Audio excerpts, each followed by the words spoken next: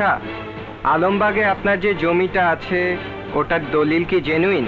অবশ্যই genuine, 100% genuine. দলিল আছে? অবশ্যই আছে।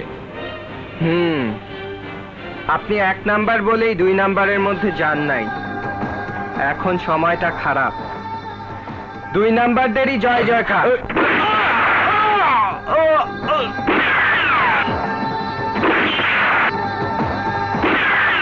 এই টাকা নিবি না? চল বাসা যাই। না, তোমার কাছে থাক।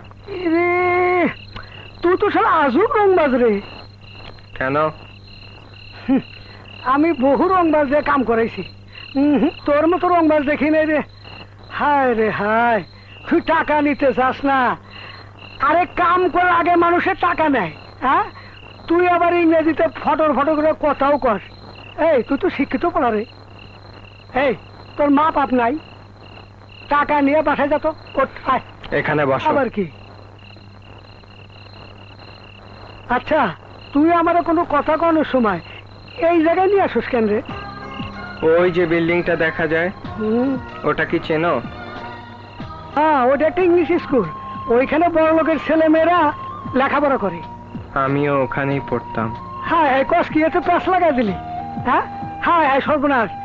এই তাইলে তো তুই বড় লোকের পোলা, এ লাইন আলি কেমনে? না, আমি বড় লোকের ছেলে না, মধ্যবিত্ত ঘরের ছেলে আমি। এখানে যারা পড়ে তাদের সবারই গাড়ি আছে, তারা গাড়ি নিয়ে আসতো সবাই, কিন্তু আমার কোনো গাড়ি ছিল না। আমার একটা বান্ধবী ছিল, সে বড় লোকের মেয়ে। ক্লাস ছুটি হলেই আমি এই জায়গাতেই এসে বসতাম।